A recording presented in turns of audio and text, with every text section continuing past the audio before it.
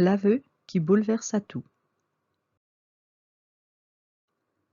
6 mois après avoir vécu son bal de finissant et avoir complètement saccagé sa vie, Adrien était profondément endormi, le visage dans son oreiller. Une violente secousse le fit grogner. Il tourna la tête et renfonça sa tête dans l'oreiller. Une autre violente secousse lui arracha sa couverture avant de le faire tomber du lit. Encore à moitié ivre, il ouvrit les yeux vers le responsable de sa chute. Nino se tenait au-dessus de lui, les mains sur les hanches. « C'est quoi le problème? » grogna Adrien d'une voix pâteuse. « T'as l'intention de passer combien de temps à te détruire parce que cette connasse ne veut pas de toi? » Dans un élan de révolte, Adrien réussit à se mettre debout pour confronter son ami. « Ne parle pas d'elle ainsi! » Adrien essaya de bousculer Nino en voulant défendre l'honneur de sa bien-aimée, mais tituba avant que Nino ne le rattrape. « Bon, t'as encore un peu de combativité, c'est déjà ça. » le coupa Nino pour le secouer gentiment par l'épaule. « Maintenant que tu es d'attaque, on va pouvoir te remettre sur pied. Mais avant, va prendre une douche. Tu pues salement. » Adrien laissa échapper un petit rire avant de se diriger docilement vers la salle de bain. Quand il revint, Nino l'attendait avec un vrai repas. Cela faisait plusieurs jours qu'il ne se nourrissait presque plus.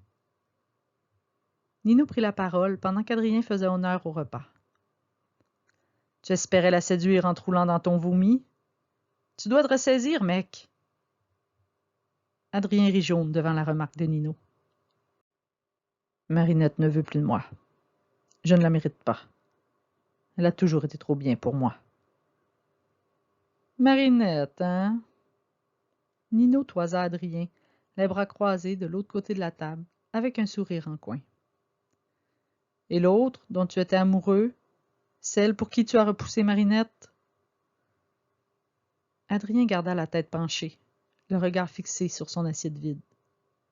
« J'étais seulement aveuglé par l'admiration. Et puis, je savais à quoi m'attendre avec elle. Je risquais pas de souffrir. C'était facile de me cacher derrière mes sentiments pour elle. Ça a toujours été Marinette, depuis le début. Je l'avais simplement pas réalisé.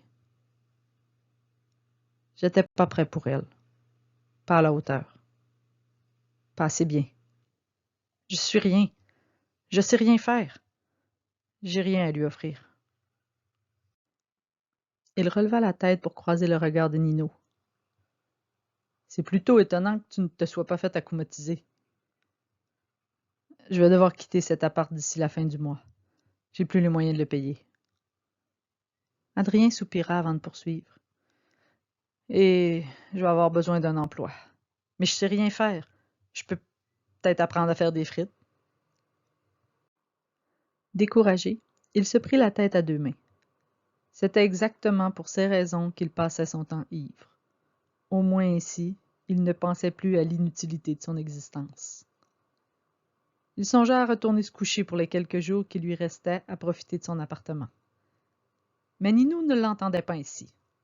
« J'ai une proposition pour toi. »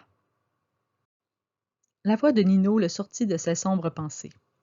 « Si tu es prêt à te reprendre en main, je peux t'offrir un logement, un contrat, et peut-être même d'autres contrats si tu travailles bien. J'ai besoin d'un réalisateur pour mes 2 premiers vidéoclips. Et j'ai besoin d'un coloc. Alia n'a pas les moyens de partir de chez ses parents pour l'instant. » « Wow! J'avais pas réalisé que ta carrière allait si bien. » Un silence passa avant qu'il ne poursuive. « Désolé de ne pas avoir été là pour toi. Et merci d'être là pour moi. Toi non plus, je ne te mérite pas. » Nino se leva pour apposer une main compatissante sur son épaule. « Alors, on commence à emballer tes choses et ensuite, je te ferai écouter mes chansons. » Merci pour votre écoute. On se retrouve bientôt pour le prochain chapitre. Bisous!